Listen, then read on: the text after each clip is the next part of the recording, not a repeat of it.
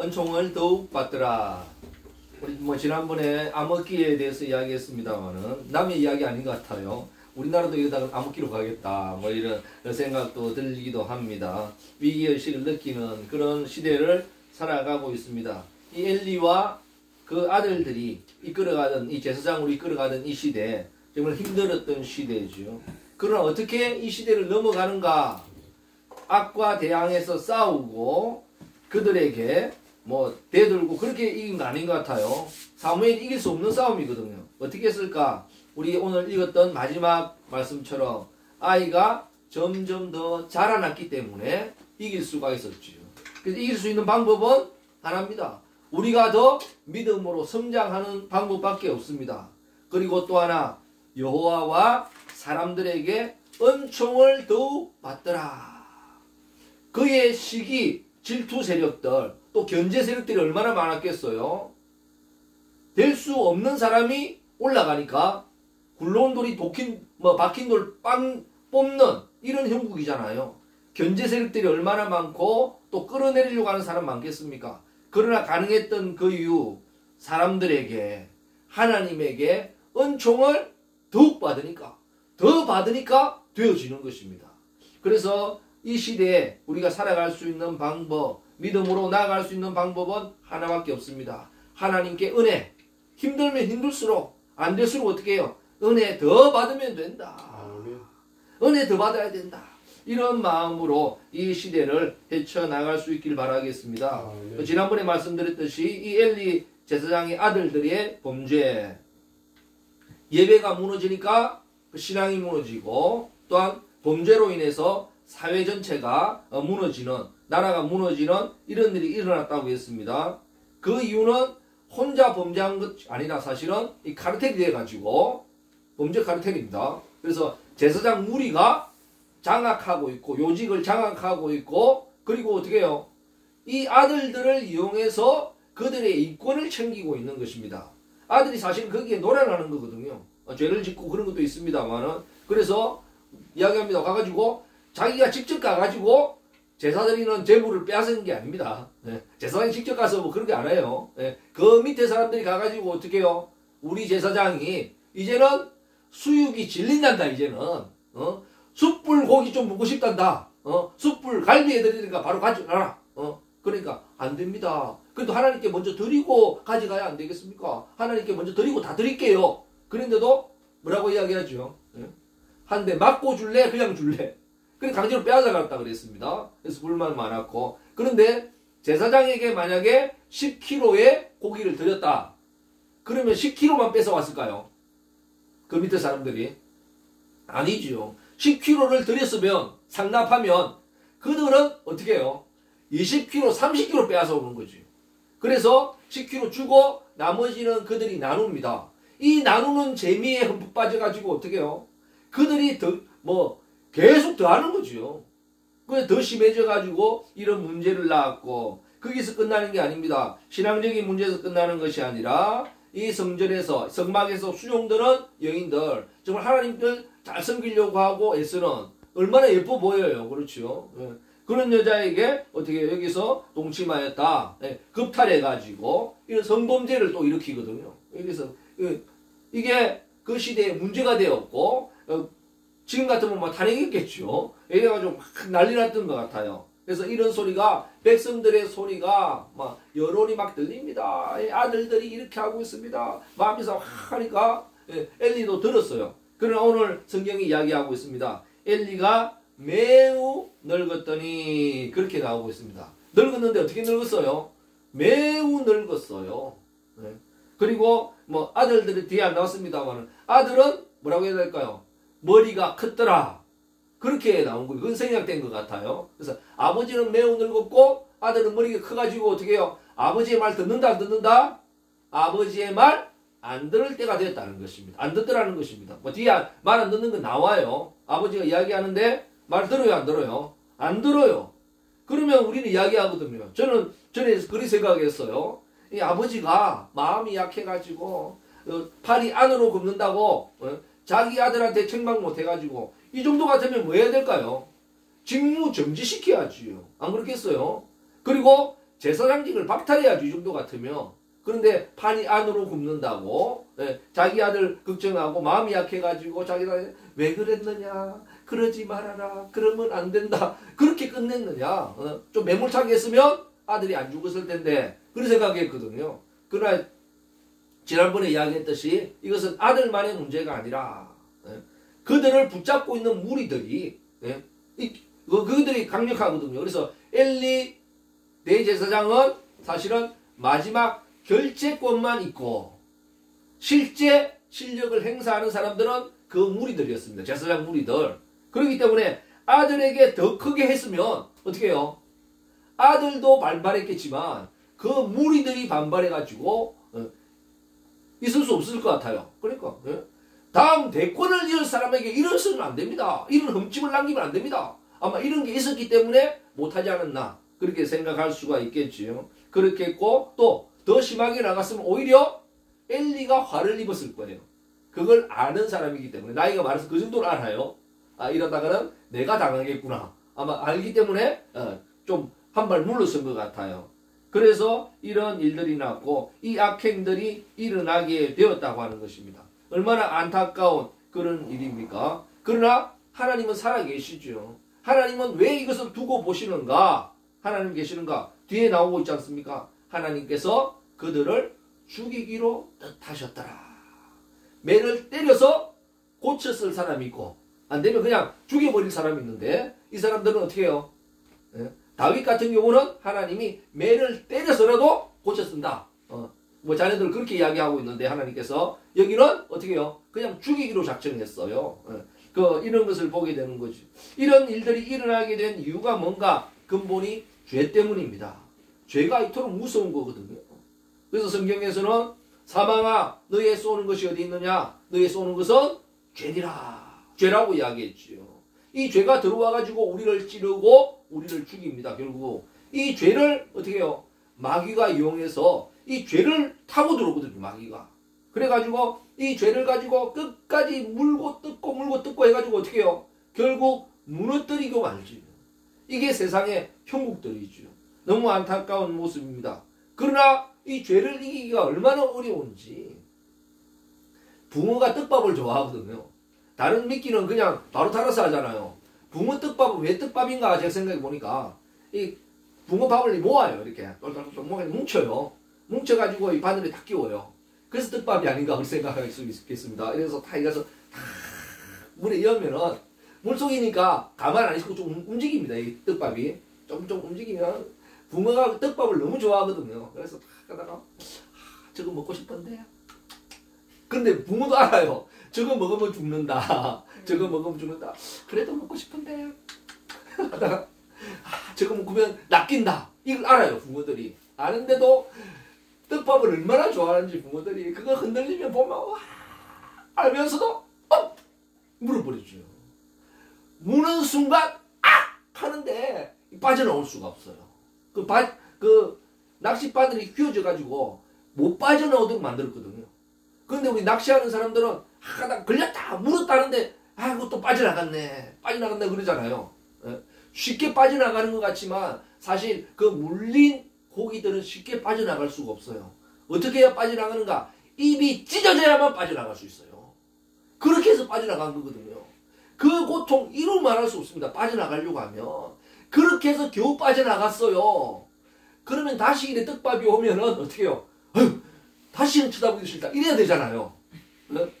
저거 먹다가 내가 죽을 고생했다 내가. 그래야 되는데 이 붕어들은 틀려요.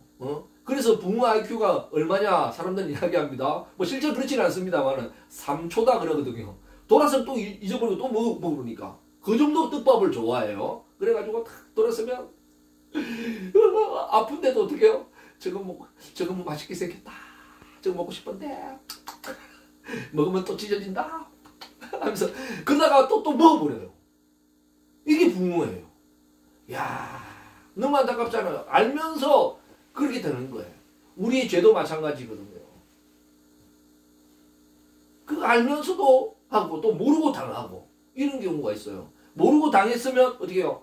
한 번 하면 그 다음엔 안 해야 되는데 또 이래 되는 경우.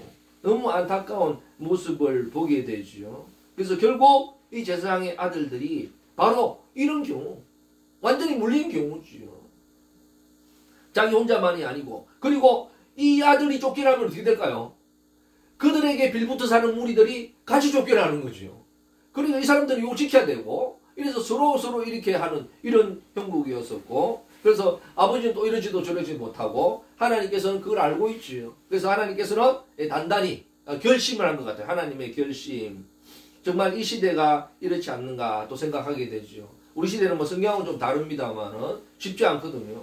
야, 돌아보면서, 이제 뭐 드디어 탄핵되지 않습니까? 탄핵되면서 참 시대가 안타까워요. 대통령 욕하면 애국자고, 대통령 욕하는 사람들은 어떻게 해요? 깨어있는 시민이고, 대통령 편들면 매국노고, 대통령 편드는 사람은 뭐겠어요? 내란 동두자라고 하는 이런 것을 맺혀요. 뭔가 좀 이상하잖아요. 뭔가 이상하게 돌아가고 잘못 돌아가는데 그게 정상이라고 이야기하고 거기에 환호하고 있는 이런 세상. 안타깝지요. 왜 그렇게 했는가? 결국은 이런 문제들 때문에 생겨나게 되었지만 우리가 이럴 때라도 바로 깨어야 되지 않겠나 그렇게 생각하게 되는 것입니다. 지난번에 탄핵으로 인해서 그만큼 고통을 받았으면 좀 정신 좀 차려야 될 거 아니에요. 여당도 좀 정신 차려야 되는데 또 붕어처럼 또 그 떡밥 또 먹으러 버렸어요.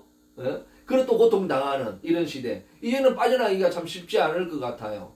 그래서 지난번에 우리 선교회에서 국회의원 선거에서 그래 피했지 않습니까? 과반을 달성하지 못했고 그래도 100석 넘게 왜 주셨겠어요? 하나님께서.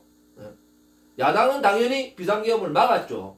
막았습니다. 그 많은 숫자로 막았어요. 그러면 작은 숫자로 여당 국회의원들이 해야 될 일은 탄핵을 막았어야 되죠. 그렇지 않겠어요? 하나님께서 그래도 그만큼의 숫자를 남겨두신 것은 최악의 상황을 대비해서 이런 거라도 막아라고 주지 않았나 그렇게 볼 수가 있는 것입니다. 그러나 자기 살자고 그냥 사지로 내모는 이런 안타까운 모습을 보게 됩니다. 그래서 이것을 어떻게 해나갈 수 있을까? 헤쳐나갈 수 있을까? 사실은 방법이 쉽지는 않습니다. 그래서 왜냐하면 정치재판이기 때문에 뒤집기는 쉽지 않아요. 지난번에 해보셨듯이 법원 재판은 사실 증거 중심으로 가거든요. 증거 중심으로 가는데 이것은 정치재판이기 때문에 상황 증거, 의심만 돼도 그게 증거에 버금가는 그런 거로 해당되기 때문에 이것을 역전하기는 쉽지 않겠다 그렇게 생각하고 인간의 방법이 없으면 하나밖에 없지요. 뭐 해야 되겠어요? 하나님께 돌아오는 방법밖에 없습니다. 이런 위기 때에 사람의 힘으로 능으로 되지 아니할 때 어떻게 오직 주의 신으로 하나님의 능력을 하는 거죠. 그래서 지도자라면 이럴 때 내 힘으로 안 되는 게 있구나. 대통령도 못하는 게 있구나. 했을 때 어떻게 해요? 하나님 찾으라고 그러는 거 아니겠습니까? 이때가 바로 하나님 찾을 때고 주님 만날 때이지요. 이제는 술주자 주님이 아니라 진정한 예수 주님을 만나고 주님께 기도하여서 이 어려운 난간을 헤쳐나가는 이 대한민국이 되기를 간절히 소원해 봅니다. 아멘. 우리 비상계엄령을 선포하면 나라의 국격이 떨어지고 나라가 혼란해진다. 그래서 잘 막았지 않습니까? 그러나 탄핵하면 국격이 안 떨어질까요? 탄핵해도 국격이 떨어지죠. 더 혼란이 오지요. 그것은 사실은 그 말의 핑계에 지나지 않고 자기의 어떻게 목적을 달성하기 위해서 그런 거지요. 그 분명한 것은 사무엘처럼 이 시대에 사무엘과 같은 좀 인물들이 나왔으면 좋겠어요. 저도 안타까운 게 엘리가 매우 늙었더니 하는 것처럼 저도 이제 나이를 한두 살 먹어가니까 점점 엘리에 가까워지는 것 같아요. 그리고 이 세상을 바라보면 사무엘 같은 사람보다는 오히려 촛불 든 사람이 더 많고 그럴 때 참 심정 힘들어지지 않겠나 그렇게 생각합니다. 그러나 유일한 방법은 사람들과 하나님에게 은총을 더욱 받더라. 지금도 은총을 더 받는 사람이 있으면 이 한계를 넘어설 수 있습니다. 우리는 당한 어려움보다 환경보다 당하는 고통보다 어떻게 해요? 더 큰 은혜 받으면 되지요. 이때가 바로 은혜 받을 때이고 하나님께 구할 그때인 줄 믿으시기 바랍니다. 아멘. 제가 이런 사태를 보면서 2024년을 한번 돌아봤거든요. 정말 대통령이 정치를 그렇게 잘못해가지고 나라가 망하게 됐는가? 그렇게 생각하고 제가 2024년을 돌아보니까 11월까지를 돌아보니까 우리나라 대한민국 역사상 이렇게 잘 된 적이 없어요. 우리나라가 이렇게 잘 나가 본 적이 없어요. 왜 그런가? 하나만 뭐 몇 가지만 봐도 잘 알 수가 있거든요. 일본을 넘어서기가 상당히 힘들었습니다. 우리는 일본을 얕잡아 보고 만만하게 보지만 세계 속의 일본은 그 정도 아니거든요. 대단합니다. 그러나 2024년에 어떤 일이 일어났는가? 국민 총생산 GDP가 드디어 일본을 넘어섰습니다. 대한민국이. 이야, 기적적인 일이 일어났습니다. 우리 대한민국의 GDP가 일본을 넘어서다니 상상할 수 없는 일이거든요. 예, 경제가 이미 앞질렀다는 이야기입니다. 그리고 대한민국의 국방력이 얼마인가? 세계 6위입니다. 일본의 국방력보다 높아졌어요. 뭐 평가에 조금 달라질 수 있겠습니다만 그런 2024년 정말 어마어마하지요. 그리고 우리나라가 임진왜란, 병자호란, 6.25로 인해 가지고 얼마큼 전쟁으로 폐허가 됐습니까? 그렇죠. 그런 한때는 약소국이었는데 지금은 어떻는가? 세계에 무기를 수출하는 나라 되었습니다. 그것도 싼 무기가 아니라 고급 무기를 수출합니다. 장갑차, 뭐 탱크, 자주포, 뭐 군함, 잠수함까지 수출하는 그런 나라가 되었습니다. 비행기도 수출하지요. 그런 나라가 되었고 우리나라 제품이 우수하다고 지금 점점 더 오고 있는 그런 시대가 되었죠. 바로 2024년입니다. 정말 놀라운 그런 일이 일어났었고 뭐 그 정도가 아닌 것 같아요. 원전을 다시 수출하는데 원전을 수출한다는 건 뭔가 한국의 기술력과 안정성을 인정한다는 거죠. 그리고 경제성까지 있다는 것입니다. 그 정도 지금 위치가 되고 대한민국이 이렇게 된 적이 없거든요. 건국 이래로 이런 적이 없습니다. 뭐 건국을 뭐 인정하지 않는 사람도 있지만은 이런 적이 없습니다. 그뿐만 아니고 노벨 문학상을 받았어요. 2024년도에 노벨 문학상을 받는 이런 쾌거도 있었고 우리 올림픽 경기도 보셨으면 알겠지만 마지막 이틀 외에는 매일 금메달 땄어요. 매일 금메달. 그래서 국민에게 기쁨을 주었던 이런 2024년이었는데 참 너무나도 안타까운 모습이었죠. 그렇게 했는가? 그러면 이야기하죠. 아니 그거 대통령이 했냐고 그거. 대통령이 한 거냐고. 대통령이 메달 땄냐고. 대통령이 노벨상 땄냐고. 그렇게 이야기하시는 분이 있습니다. 분명한 것은 대통령 재임 기간에 일어났던 거죠. 만약에 그런 논리로 이야기한다면 한번 생각해 보세요. 세월호 사건이 일어났을 때 대통령이 그 어린 학생들 수물시켰다고 수장시켰다고 막 들고 일어났지 않습니까? 그래서 결국 탄핵시켰잖아요. 그리고 이태원 참사 났을 때 대통령이 젊은이들을 압살시켰다고 얼마나 들고 일어났었습니까? 그런 논리로 한번 생각해 본다고 생각해 보세요. 아픔도 대통령이 끌어안고 갔다면 영광도 함께 가지고 가는 게 당연하지 않겠는가? 만리장성을 세웠던 진시 황제는 자기가 벽돌 날랐을까요? 벽돌 하나 안 날랐지요. 그래도 자기가 세운 건데 그렇지 않겠어요? 그 영광도 함께 누리는 게 마땅한데 참 마무리가 좀 안 됐던 이런 너무나도 안타까운 모습 보게 되는 거죠. 보면 의외로 정치가 그렇게 우리나라가 잘못 돌아갔는가? 그렇지 않죠. 그러니까 돌아보니까 뭔가 이상한데 이게 바로 뭐겠어요? 아, 선동에 또 한 번 당했구나. 선동 정치에 또 한 번 우리가 미끼를 몰이는 아닙니다만 여당이 또 미끼를 물었구나. 대통령이 미끼를 물었구나. 그래서 비상계엄을 했을 거고 또 탄핵했을 거고 미끼를 잘못 물었던 그런 걸로 볼 수 있죠. 그래서 빠져나오기 쉽지 않은 그런 방법. 인간의 힘으로 방법이 없다면 이제는 주님을 찾을 때이고 이제 술주자 주님이 아닌 예수 주님 만날 수 있는 그런 놀라운 역사가 일어나길 바랍니다. 더 이상 방법이 없고 시대가 어려워지고 있어요. 점점 이렇게 가고 있습니다. 그게 정상이라고 대통령 욕하는 게 정상이고 뭐 하는 게 정상이라고 하는 이런 시대. 아니면 어떻게 해요? 대통령이 이상하다. 정신상태가 좀 이상한 것 같다. 그렇기 때문에 끌어내려야 된다 그러거든요. 그러는 너희들도 정상같이 보이진 않는다. 그렇게 이야기할 수가 있는 것이죠. 정말 하나님 앞에 우리가 바로 세워지고 방법은 없습니다. 점점 희미해질 것 같고 점점 짓밟힐 것 같고 이제는 끝날 것 같이 보이지만 26절 마지막 절에 이야기하고 있습니다. 그럼에도 불구하고 사무엘이 점점 자라고 있다. 이런 고통과 아픔 순간에도 사무엘이 자라고 있는 줄 믿으시기 바랍니다. 바로 그 사무엘이 한 사람이 저와 여러분이 되신다면 우리나라와 민족도 희망이 있을 것이며 주님께서 다시 한번 들어서실 줄 믿습니다. 여호와와 사람에게 은총을 받는 방법밖에 없습니다. 이제는 눈총받는 지도자가 아니라 눈총받는 그런 교회가 아니라 좀 어떻게 해요? 은총을 받는 그런 지도자가 좀 되었으면 좋겠어요. 은총을 받는 그런 교회가 되었으면 좋겠습니다. 사람들에게도 하나님에게도 은총을 더욱 받으면 된다는 것이에요. 아무리 어두워도 그것보다 더 밝은 빛이 한번 비치면 되고 아무리 큰 아픔과 어려움이 있어도 그것보다 더 큰 은혜 받으려고 하는 생각을 해야 되지. 그 아픔과 씨름하다가 인생 끝내지 말고 인생 쪽내지 말고 어떻게 해요? 그 아픔보다 더 큰 은혜 받으리라. 그 아픔보다 더 큰 은총을 받으리라 하면 지금도 희망이 있고 기대가 있다는 것입니다. 우리의 시선과 우리의 시각을 좀 바꿔보시기 바랍니다. 고정관념으로는 이 시대를 헤쳐갈 수가 없어요. 고정관념은 이제 벗어버리고 안 되니까 되면 그거로 가도 돼요. 안 된다면 이제는 고정관념은 좀 내려놓고 어떻게 해요? 정말 주님께서 하시는 그 방법으로 한번 뛰어넘어보는 이 시대가 되기를 주님의 이름으로 간절히 축원드립니다. 아멘. 우리 장로 동성으로 한번